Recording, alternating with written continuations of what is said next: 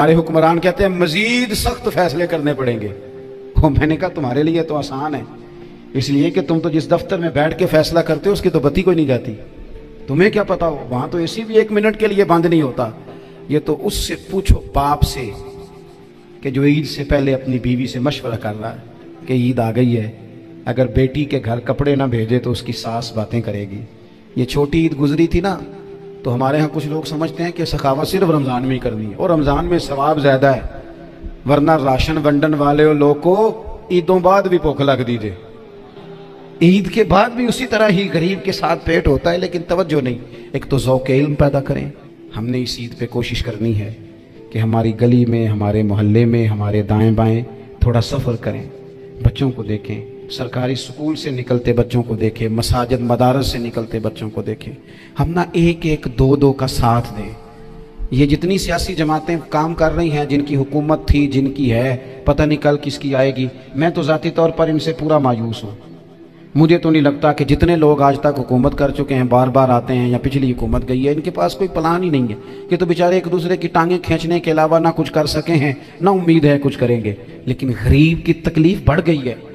मेरे पास 20 लोग आते हैं, आते तो वो दुआ का कहने हैं, आते तो सिर्फ ये बताने हैं कि इस मुश्किल में हूँ दुआ करना। लेकिन दोस्तों, लोगों की बातें सुन के बड़ी तकलीफ होती है। हम क्या किसी की मदद कर सकते हैं? हमारे लिए तो मदारस चलाने मुश्किल हैं, लेकिन लोग अजियत का शिकार, ज़हनी कर्ब के नीचे लोग आ गए। इतनी बड़ी अजियतें खड़ी कर दी गई हैं। थोड़ा थोड़ा देखो, 2 का खाना 3 भी तो खा ही सकते हैं ना, 3 का खाना 4 भी तो खा ही सकते हैं ना। मेरे महबूब ने हमें ये नहीं कहा था ज्यादा गोश्त पकाना, बल्कि रसूल पाक ने तो रंग ही बड़ा सादा दिया है। करीम ने फरमाया, आयशा शोरबा जरा ज्यादा कर लो, पड़ोसियों को भी सालन दे देंगे, थोड़ा शोरबा ज्यादा कर लो, इसी को बढ़ा लो, थोड़ा शोरबा बढ़ा लें, थोड़ा थोड़ा एक दूसरे की मदद करें, दस्त शफकत रखें। गलियों में सुनसान लोग, अब तो लोग एक दूसरे से दुख भी नहीं कहते, वो कहते हैं देना किसी ने है कुछ नहीं, और तमाशा अलग से बन जाएगा। दोस्तों, हमने खुद एक दूसरे का हाथ बटाना है। जो लोग साहिब सरबत हैं, देखो एक ही बाप की औलाद होती है, एक को अल्लाह बड़ा नवाज देता है, 2-3 कमजोर रह जाते हैं, उसको चाहिए वो दूसरों पे दस्ते शफकत रखे। एक गली में सारे लोग एक ही कबीले के, एक ही इलाके के, एक आगे निकल गया है, उसे चाहिए वो दूसरों का ख्याल करे। हजरत अब्दुल्ला इब्न मसूद रदी अल्लाह तआला अन्हु से जब किसी ने पूछा था कि बड़ा आलिम कौन होता है, तो आप फरमाने लगे जो रब से ज्यादा डरे वो बड़ा आलिम है। और दलील उन्होंने ये दी कि अल्लाह करीम ने कुरान मजीद में फरमाया है कि इन्नमा यख्शल्लाह मिन इबादिहिल उलमा, अल्लाह के बंदों में से जो आलिम हैं वो रब से डरते हैं। तो दीनी तालीम, उसकी मालूमात हासिल करने की कोशिश करें, सही करें। कुरान मजीद की एक आयत करीमा का कुछ हिस्सा जो मैंने तिलावत किया, उसमें अल्लाह करीम ने फरमाया अपने महबूब से, कहा वकुर रब्बि ज़िदनी इल्मा, ए महबूब आप मेरी बारगाह में ये दुआ मांगें, आप ये अर्ज करें कि ए रब मेरे इल्म में इजाफा कर दे, ए मालिक मेरे इल्म में इजाफा कर दे। बहुत सारी चीज़ें ऐसी होती हैं जिनकी ज़्यादती ठीक नहीं होती, वो ज़्यादा हो जाए तो नुकसान करती हैं, लेकिन इल्म एक ऐसी चीज़ है कि जिसके बारे में रब करीम ने कहा कि महबूब आप दुआ मांगें कि आपको ज़्यादा इल्म दिया जाए। और फिर इल्म एक ऐसी चीज़ है कि कोई भी आदमी ये दावा ना करे कि मैंने बड़ा हासिल कर लिया है, मेरी अब तकमील हो गई है, मैं अब मुकम्मल हो गया हूँ। जिनको अल्लाह ने गैब के ख़जानों की कुंजियाँ दी हैं ना, उनसे भी रब करीम ने कहा है कि महबूब आप दुआ करें कि मालिक मेरे इल्म में इजाफा कर दे।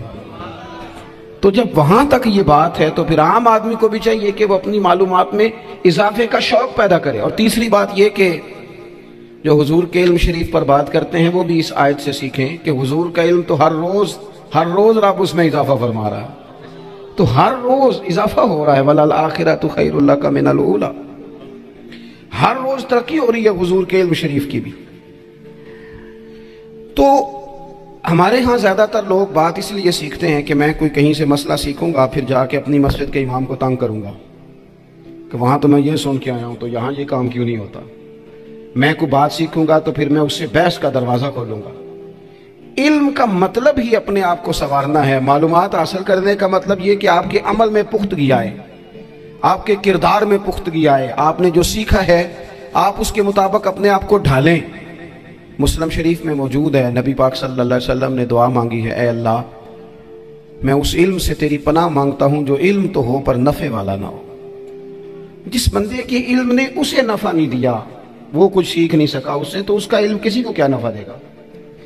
جب خود سے اس نے، اور صوفیہ کرام تو فرماتے ہیں کہ جو لوگ بڑی معلومات حاصل کر لیں، بڑی باتیں سیکھ لیں، پنچایت میں کسی کو بولنے نہ دیں، گھر میں کسی کو بولنے نہ دیں، بہت سارے لوگ تو علماء کو بھی مشورہ دیتے ہیں، بڑی باتیں کرے لیکن عمل کے لحاظ سے بندہ زیرو ہو، تو اہل دل فرماتے ہیں اس کی صحبت سے بچو۔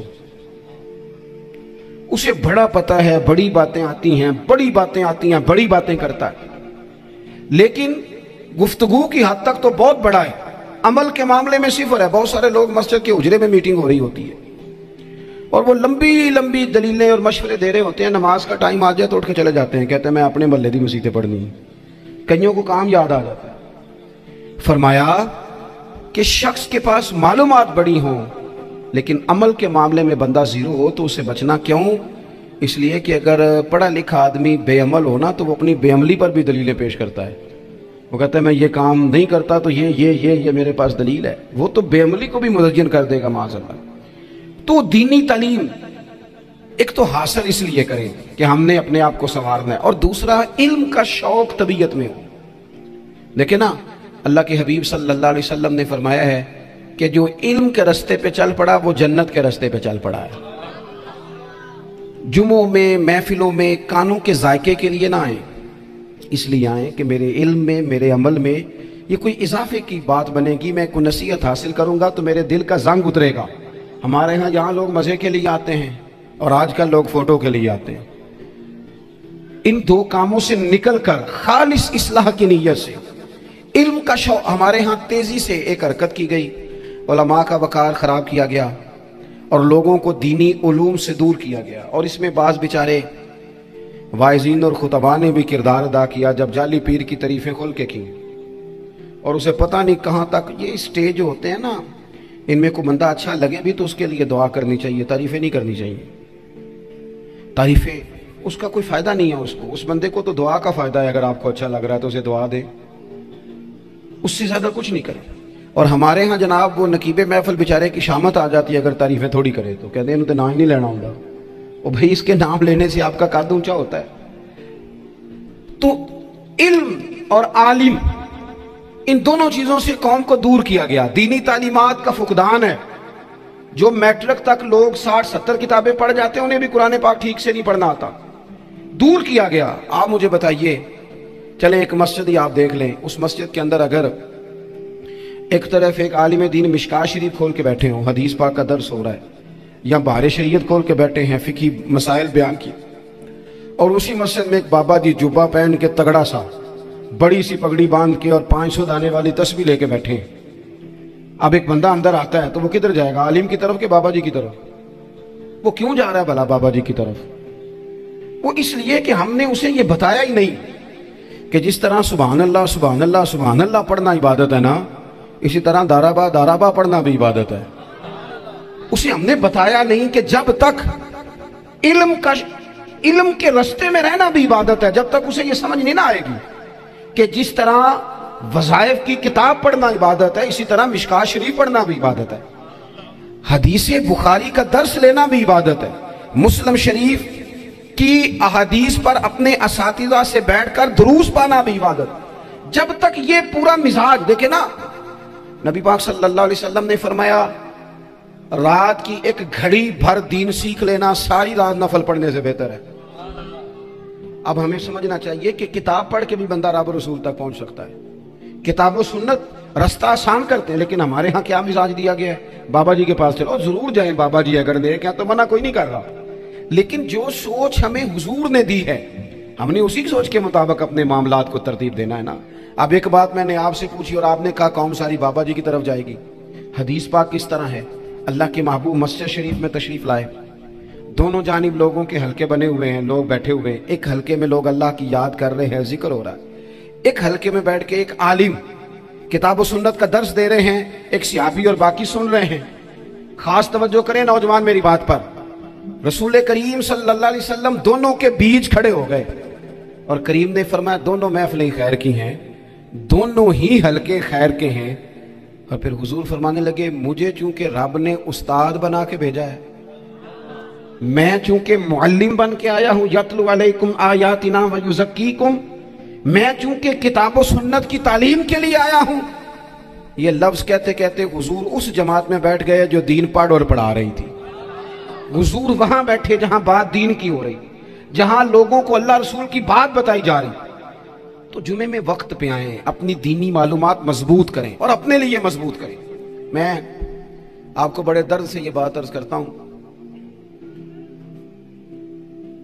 अगर दिन में 100 लोग मसला पूछते हैं ना शरीयत का, तो उनमें 95 लोग वो होते हैं जो तलाक का मसला पूछते हैं। वालिद साहब ने, बेटी के वालिद साहब ने 2 महीने पहले ऑर्डर दिया होता है फर्नीचर का। बेटे की शादी हो तो महीना पहले शेरवानी वाले को भी कहना पड़ता है, गाड़ियां बुक करानी पड़ती हैं, मैरिज हॉल बुक, ये सारे लवाजमात हम करते हैं। सारा कुछ किया, गाड़ी से घर बसना है, मैरिज हॉल से बसना है, फर्नीचर से बसना है, हमने सारा कुछ उनको बताया। लेकिन काश 2 घंटे बच्ची किसी मुअल्लिमा के पास जाती, बच्चा किसी उस्ताद के पास जाता, निकाह तलाक के मसले भी सीखते। मैं दावे से कहता हूं अगर हमें पता चल जाए कि 3 तलाकें इकट्ठी नहीं देनी चाहिए, क्योंकि दे दें तो हो जाती हैं, अगर हमें समझ आ जाए कि नहीं देनी चाहिए, ये मसला बयान हो, और ये वाले मसले हम महफिलों में भी नहीं बयान कर सकते, इसलिए कि लोग कहेंगे मसला तो वो बयान करेंगे जिस पे नारे लगेंगे। आप कौम को ये क्या बता रहे हैं, ये तो छोटा आलिम बताता है माज़अल्लाह इस तरह की बातें, तो बड़ी बड़ी को नुक्ते की बात बताएं। और इस तरह हमारे यहाँ वो 1 घंटा पहले नहीं कहते तगड़े हो जो मैं जुमला देने लगा, वो पता नहीं जुमला आ रहा है कि एटम बम आ रहा है, तैयार हो जाओ, जो मेरा जुमला जाया ना करना, इधर भाग के चला गया उधर भाग के आ जाओ, अल्लाह जाने। वो जिस तरह कभी लगता है ना पटारी से, अल्लाह जाने क्या निकलेगा, मैं जुमला देने लगा हूं। तो मैं कहता हूं तू आराम से बैठ के भी जुमला दे दे, तेरे जुमले से क्या निकलेगा। और तू जुमला ना दे, हमें कोई आयत दे, तू जुमला छोड़ हमें कोई हदीस पाक सुना। यानी हर नकीब, हर खतीब, हर नातखा उठ के कहता है सारा कुरान ही हुजूर की तारीफ है। और भाई अगर सारा कुरान हुजूर की तारीफ है तो चंद आयतें पढ़ दे फिर तू भी। तूने पढ़ी तो एक भी नहीं और तू कहता जा रहा है सारा कुरान ही हुजूर की तारीफ है। ये वाली तारीफ भी तो सुनाना कौम को, जो ये बच्चे इनके उस्ताद इन्हें सिखा रहे हैं और ये सीख रहे हैं, इस तरफ भी तो सफर करें। तो मेरे अजीज, अगर लोगों को मसाइल का पता चले तो सैकड़ों घर बच जाएं तबाह होने से, बड़े बड़े घर बच जाएं। लेकिन मसाइल नहीं आते। मेरे पास मसला पूछने के लिए कुछ लोग आ गए तो 4-5 साल का बच्चा भी था जिसके वालिद ने गुस्से में अपनी बीवी को 3 तलाकें दी थी। तो छोटा सा बच्चा, कपड़े भी फटे पुराने, और हालत बता रही थी कि गरीबी है। तो जब मैंने मसला बताया कि 3 तलाकें हो गई हैं तो वापस जाने लगे। तो बच्चा मुझसे कहता है, देहाती आदमी था, कहने लगा मौलवी साहब मेरी अम्मा ते नानी कहनी असन पूछ के आई आप कि हुण असीं लहदा लहदा ही रहना है। तो उस बच्चे की नौनिहाल की वो कैफियत देखी तो मैं रो पड़ा। मैंने कहा यार ये बच्चा बेचारा माँ बाप के होते हुए ये यतीमों जैसी जिंदगी गुजारेगा क्योंकि बाप ने तलाक दे दी। किस तरह मसाइल नहीं बताए लोगों को, तालीम से आगाही नहीं किया। और इसमें बहुत बड़ा जुल्म है उन लोगों का भी जो जनाजे पे खड़े होके तो कह देते हैं, मेरी तरह के लोग अच्छे उलमा की बात नहीं करता, वो कह देते हैं देखो जिन लोगों को जनाजा नहीं आता। भाई आपने किस दिन इशा के बाद क्लास लगाई थी जनाजा सिखाने की? ये तो आपने कह दिया लोगों को कुरान जी ठीक नहीं आता। तो यहाँ तो बेचारी बीबियां जिनको सही पढ़ना नहीं आता वो मिशन बना लेती हैं कि मैंने इतने 100 को कुरान पाक पढ़ाना है, बेवा हो गई हूँ, तलाक याफ्ता हो गई हूँ, सारी जिंदगी कुरान पढ़ाऊंगी। हम क्यों ये मिशन नहीं बनाते, क्यों इस तरफ सफर नहीं करते? एक तो दीनी मालूमात में, दीनी उलूम में अपने आप को लगाएं और ज़ौक़ पैदा करें कि जो चीज़ें मुझे नहीं आती मैंने वो सीखनी है, जो मामलात मुझे नहीं आते मैंने उनकी तरफ सफ़र करना है। एक तो अपना ये मिजाज बनाएं। और जब आप दीनी उलूम सीखते हैं तो पता है कौन सा मंजर कायम होता है?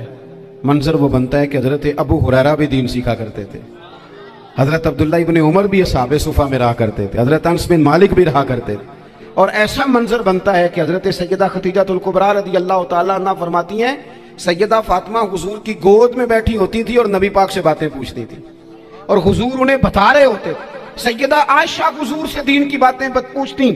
चौथा हिस्सा हमारी फिका के उसूल हजरत फातिमा की, हजरत आयशा सिद्दीका की मरवियात पर मबनी है।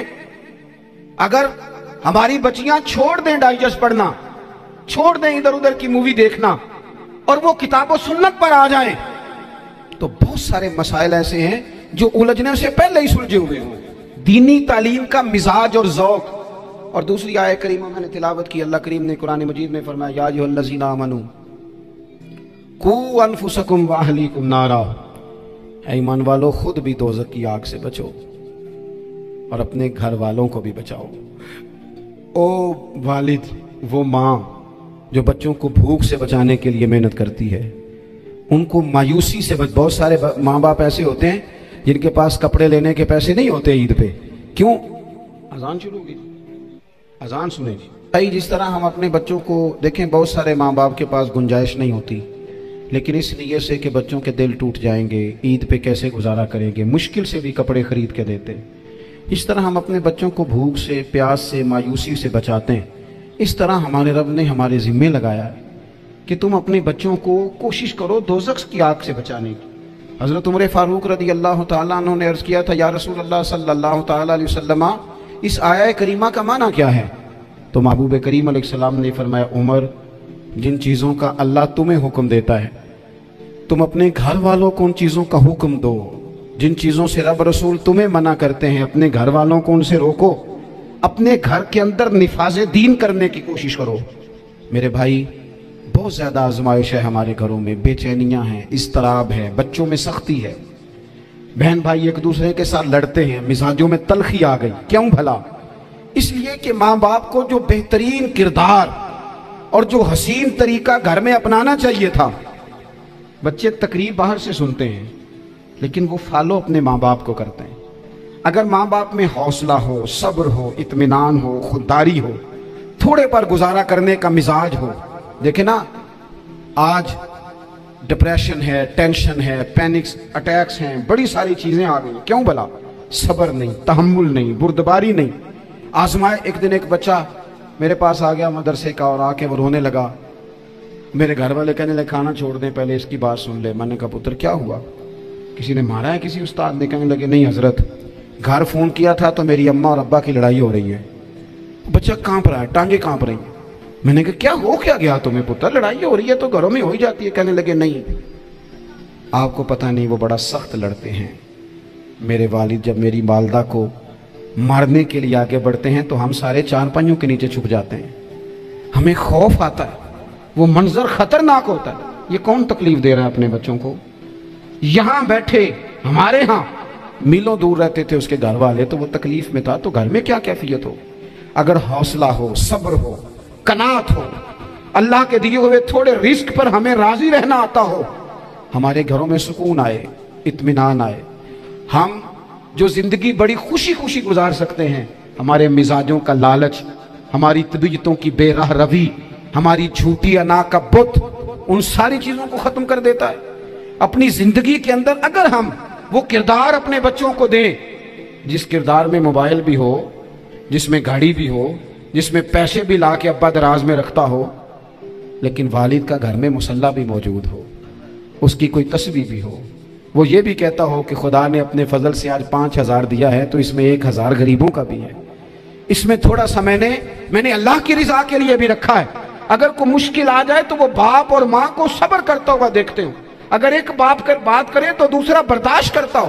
خدا را اپنی اولادوں کو اس اذیت کا شکار نہ کرو۔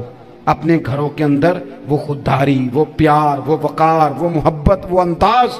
آپ تھکے ہوئے ہیں، کوئی شک نہیں، آپ بہت سارے مسائل کا باہر شکار ہوں گے، کوئی شک نہیں، لیکن آپ باہر سے تھک کے آئے ہیں، اور اگر آپ باہر اپنی فیکٹری کے مالک ہیں اور دفتر کے بڑے ہیں تو گھر میں بھی تو آپ بڑے ہیں نا، آپ کی ماں بھی تو انتظار کر رہی ہے، اس نے بھی تو دکھڑا سنانا ہے نا آپ کو۔ آپ یہ دیکھیے کہ آپ کے بچے بھی تو انتظار کر رہے ہیں، وہ چاہتے ہیں کہ ابا آ کے بیٹھے تو ہم ان کے سینے پہ چڑھ کے تھوڑا کھیلیں۔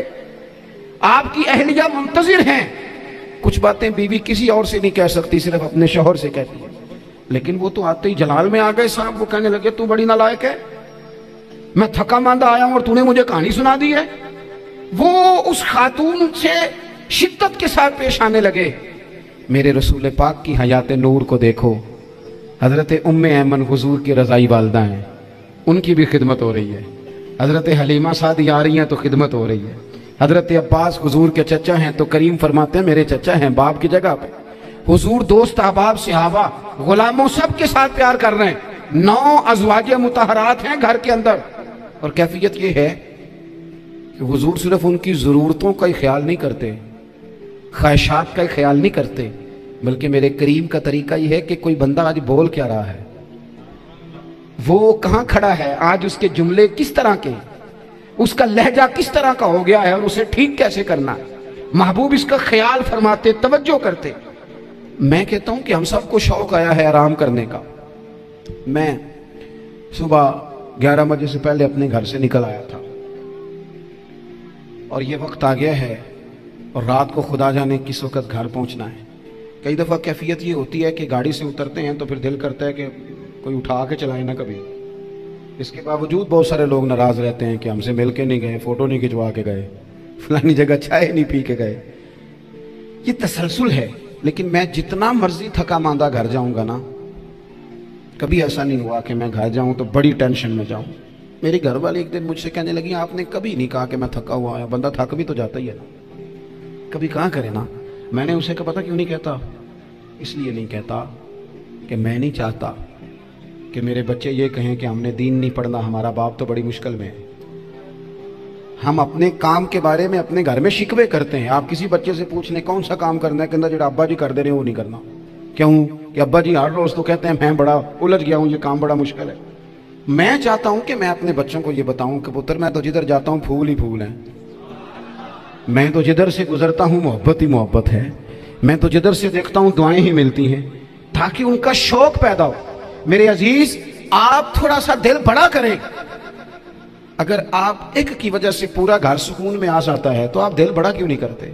जगह ढूंढते हैं बस मुझे कोई तंग ना करे, कोई मेरी बाप माँ बदौलत को कोई परेशान ना करे। बुखारी शरीफ सुनिए, हजरत आयशा सिद्दीका रदी अल्लाह तआला अन्हा बैठी हैं। हुजूर फरमाने लगे आयशा आज एक बात ना बताऊं तुम्हें? या रसूलल्लाह बताइए। हुजूर फरमाने लगे जब तुम मुझसे नाराज होती हो तब भी मुझे पता चल जाता है, और जब राजी होती हो फिर भी पता चल जाता है। तो हजरत सैयदा आयशा सिद्दीका बात सुन के बड़ी खुश हुई। या रसूलल्लाह वो कैसे? हुजूर फरमाने लगे कभी कभी तुम कसम उठाती हो। या रसूलल्लाह हाँ। फरमाया जब होती हो ना राजी खुश, तो फिर कहती हो मुझे रब्बे मोहम्मद की कसम सल्लल्लाहु अलैहि वसल्लम, फिर तुम मेरे नाम के साथ रब करीम का नाम मिला के कसम उठाती हो, रब्बे मोहम्मद की कसम। या रसूलल्लाह बिल्कुल ऐसे ही है। और फरमाया जब तुम्हारे दिल में कोई बात होती है ना, तो फिर तुम कहती हो मुझे रब्बे इब्राहीम अलैहिस्सलाम की कसम, फिर तुम रब्बे मोहम्मद नहीं कहती। ये बुखारी मुस्लिम में मौजूद है। हजरत आयशा सिद्दीका ने तो बात सुनी तो खेल गई तबीयत, कहने लगी करीम सदके जाऊं, यहां तक ख्याल फरमाते हो?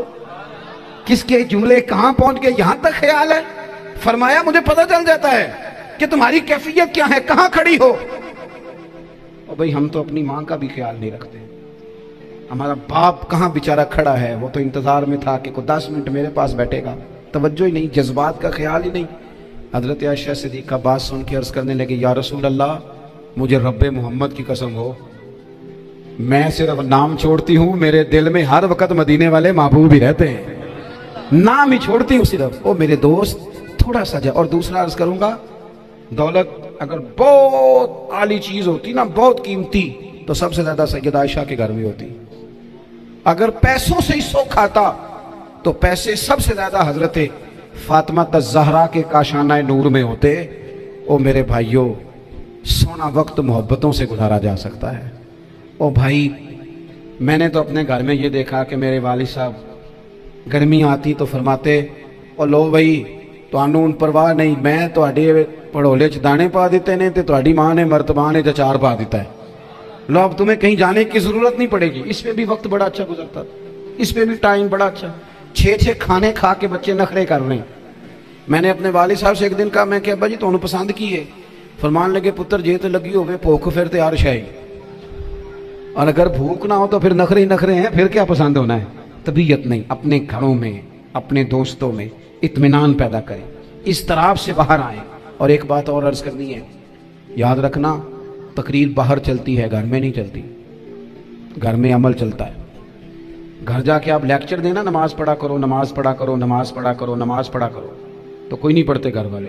آپ گھر میں نماز خود شروع کر دیں. نبی پاک صلی اللہ علیہ وسلم نے فرمایا گھروں کو قبرستان نہ بناؤ, کچھ نفلی نمازیں گھر میں بھی پڑھا کرو. اللہ کے پیارے رسول صلی اللہ علیہ وسلم کا گھر مسجد نبوی کے بالکل ساتھ ہے, دروازہ حضور کے گھر کا مسجد میں کھلتا تھا. لیکن نبی کریم صلی اللہ علیہ وسلم کیا کرتے تھے؟ حضرت عائشہ صدیقہ فرماتی ہیں تہجد کی نماز گھر میں پڑھا کرتے. گھر میں حضور تہجد کی نماز پڑھتے, اگرچہ گھر میں دشواری تھی. کچھ عبادات, کچھ نمازیں گھر کے اندر بھی انسان پڑھے. توجہ کرے. ویسے تو ہمیں ایک اذان سن چکے ہیں, لیکن یہ کچھ زیادہ ہی قریب ہے, اسے بھی سن ہی لیا جائے. اچھا جی, سن لیں جی, اذان سن لیں. ویسے ایک ہی اذان سننا ضروری ہوتا ہے جب زیادہ ہو رہی ہوں. میں بھی بس بات سمیٹنے ہی لگا تھا, اذان کو مکمل ہو لینے دیں. ایک آخری گزارش آپ حضرات سے کرنی ہے. اتنا بڑا مجمع ہے, اتنے سارے لوگ تشریف لائے ہیں. ایک گزارش آپ حضرات کی خدمت میں رکھ کے بس میں نے بات کو سمیٹنا ہے. دو باتیں میں نے آپ کی خدمت میں عرض کی ہیں. ایک تو دینی علم کا ذوق پیدا کریں, اور دوسرا اپنے گھروں میں تھوڑا ٹھہراؤ لائیں. تھوڑا سا اپنے, یہ بچوں کے دستار فضیلت کا اجتماع تھا اس لیے میں نے یہ بات عرض کی, اپنے گھروں میں تھوڑا حوصلہ قناعت لائیں. حضرت عائشہ صدیقہ رضی اللہ تعالیٰ عنہ فرماتی ہیں ایسا نہیں تھا کہ ہمارے گھر کے اندر مال نہیں آتا تھا, اللہ کے فضل سے بڑا کچھ آتا تھا, لیکن فرماتی ہیں ہم اظہار کر دیا کرتے تھے. حضور کا مزاج اظہار کر دینے کا ہے.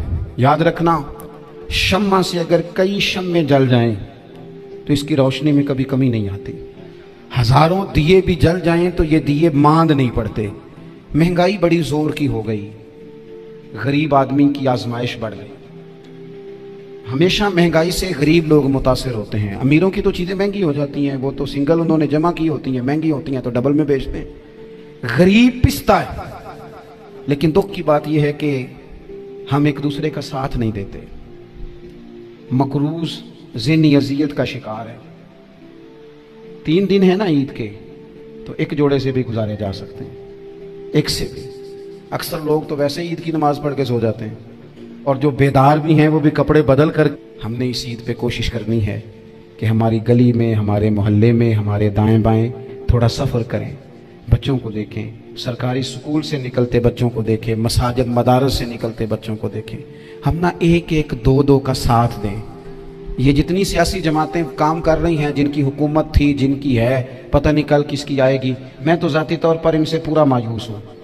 مجھے تو نہیں لگتا کہ جتنے لوگ آج تک حکومت کر چکے ہیں, بار بار آتے ہیں, یا پچھلی حکومت گئی ہے, ان کے پاس کوئی پلان ہی نہیں ہے. یہ تو بیچارے ایک دوسرے کی ٹانگیں کھینچنے کے علاوہ نہ کچھ کر سکے ہیں, نہ امید ہے کچھ کریں گے. لیکن غریب کی تکلیف بڑھ گئی ہے.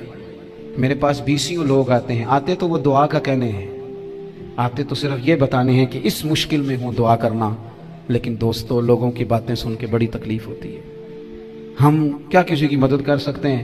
ہمارے لیے تو مدارس چلانے مشکل ہیں, لیکن لوگ اذیت کا شکار ہیں. ذہنی کرب کے نیچے لوگ آ گئے, اتنی بڑی اذیتیں کھڑی کر دی گئی ہیں.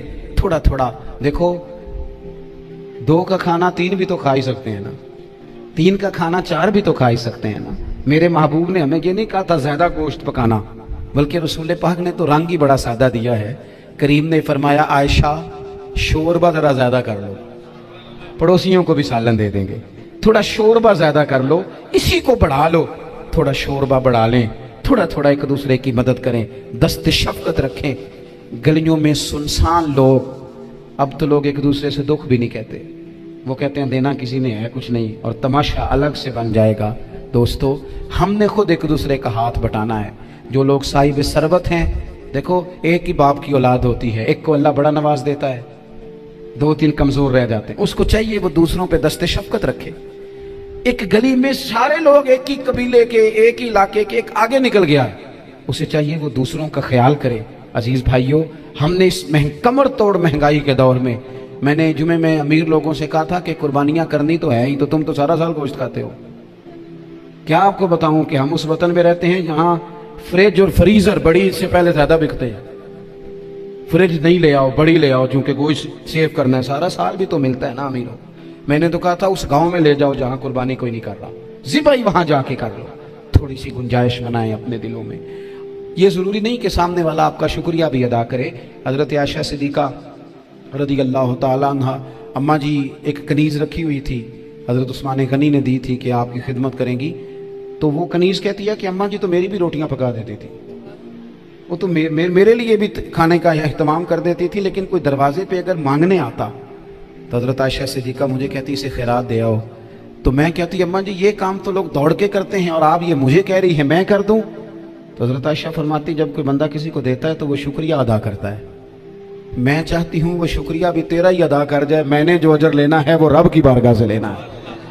تو میرے بھائی اپنی زندگی میں تھوڑا سا تو دل بڑا کریں، تھوڑی تھوڑی گنجائش پیدا کریں، اور یہ ضروری نہیں کہ اس بندے کا آپ سے بڑا اچھا سلوک ہی ہو، نہ بھی ہو اس غریب کا سلوک اچھا، تو بعض اوقات بندہ غریبی میں تلخ بھی تو ہو ہی جاتا ہے نا۔ بعض اوقات انسان پہ غربت زیادہ آ جائے تو اس کی طبیعت بھی تو، بیمار آدمی سخت بھی تو ہو جاتا ہے۔ تو میری آپ سے یہ گزارش ہے کہ یہ جو دن چل رہے ہیں وہ ہمارے ہاں ہمارے حکمران کہتے ہیں مزید سخت فیصلے کرنے پڑیں گے۔ میں نے کہا تمہارے لیے تو آسان ہے، اس لیے کہ تم تو جس دفتر میں بیٹھ کے فیصلہ کرتے ہو اس کی تو بتی کوئی نہیں جاتی، تمہیں کیا پتا ہو، وہاں تو اسی بھی 1 منٹ کے لیے بند نہیں ہوتا۔ یہ تو اس سے پوچھو باپ سے کہ جو عید سے پہلے اپنی بیوی سے مشورہ کر رہا ہے کہ عید آ گئی ہے، اگر بیٹی کے گھر کپڑے نہ بھیجے تو اس کی ساس باتیں کرے گی۔ یہ چھوٹی عید گزری تھی نا، تو ہمارے ہاں کچھ لوگ سمجھتے ہیں کہ سخاوت صرف رمضان میں ہی کرنی ہے، اور رمضان میں ثواب زیادہ ہے، ورنہ راشن ونڈن والے لوگ کو عیدوں بعد بھی بھوک لگ دیجئے، عید کے بعد بھی اسی طرح ہی غریب کے ساتھ پیٹ ہوتا ہے، لیکن توجہ نہیں۔ ایک تو ذوق علم پیدا کریں، ایک اپنے گھر میں اطمینان کا ماحول لائیں۔ تیسری گزارش یہ ہے کہ مہنگائی اور سختی کے اس دور میں اپنے مسلمان بھائیوں کا، عزیزوں کا، اہل محلہ کا ہاتھ بٹائیں، پیار کریں۔ اللہ کے حضور دعا ہے اللہ ہماری اس حاضری کو قبولیت کا شرف عطا کرے۔ آخر دعوانا ان الحمدللہ رب العالمین۔